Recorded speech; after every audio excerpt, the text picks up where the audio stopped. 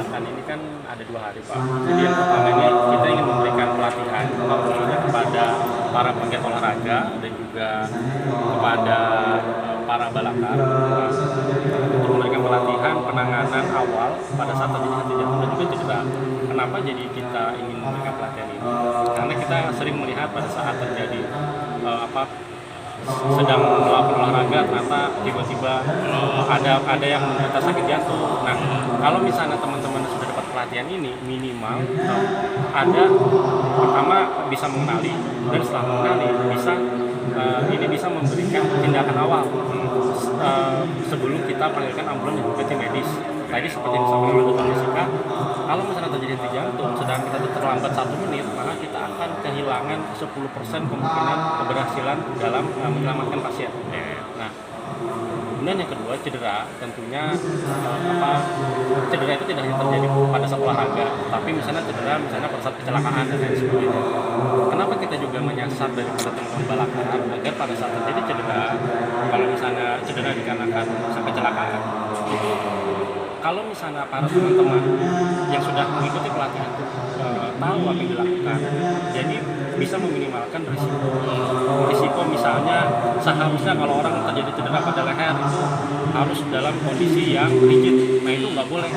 Misalnya lehernya misalnya dibiarkan bergerak dan lain-lain. Nah, jadi dengan adanya pelatihan ini, minimal teman-teman balakar tahu apa saja yang bisa dilakukan dan apa saja yang ini tidak boleh dilakukan. Nah, yang itu untuk acara hari ini. Acara besok, kenapa kita jadi mengambil tema tentang stroke? Karena bulan Oktober adalah termasuk bulan kewaspadaan stroke. Tanggal 29 Oktober nanti akan ada Hari Stroke Sedunia, yang mana stroke ini merupakan salah satu penyakit katastrofik. Jadi penyebab kematian nomor 3 di Indonesia dan penyebab kecacatan nomor 1 di dunia. Jadi kenapa perlu kita berikan seminar atau semacam penyuluhan agar kalau misalnya masyarakat bisa mengenali lebih awal, maka stroke akan bisa secepatnya ke rumah sakit. Nah, selain itu saya juga ingin menyampaikan hal-hal apa saja yang tidak boleh dilakukan pada saat seseorang terkena stroke. Karena mungkin pernah mendengar kalau stroke disuruh ditusuk di jari, itu tidak boleh. Tidak benar itu. Tidak benar itu. Itu adalah ilmu sesat lagi menyesatkan.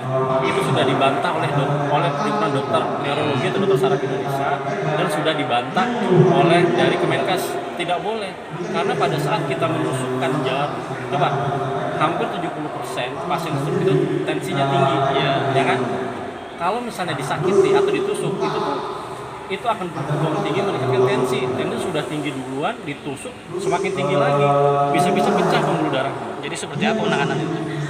Penanganan pasien stroke tidak ada penanganan awal, segera ke rumah sakit.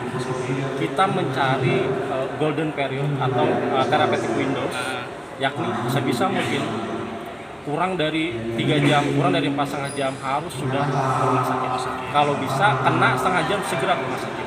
Tapi carilah rumah sakit yang pertama ada CT scan kepala, maksudnya ini ada alat CT scan supaya kita bisa melakukan pembahasan CT scan kepala. Yang kedua harus ada dokter sarafnya. Nah, rumah sakit kita, Bagaran Jaya Sumitra, kita memiliki CT scan yang sangat canggih, yakni 128 slice.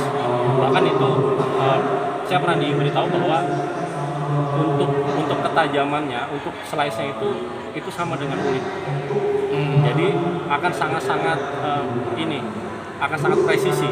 Jadi alhamdulillah rumah sakit Bagaran Jaya Sumitra ini CT scan-nya sangat bagus. Kalau Kota Baru ini yang mendominasi penyakit apa itu? Ya, mendominasi penyakit apa sekarang? Kalau di Kota Baru ini? Kalau di Kota Baru itu penyakitnya yang mendominasi penyakit kencing manis ya, darah tinggi, kemudian stroke dan jantung.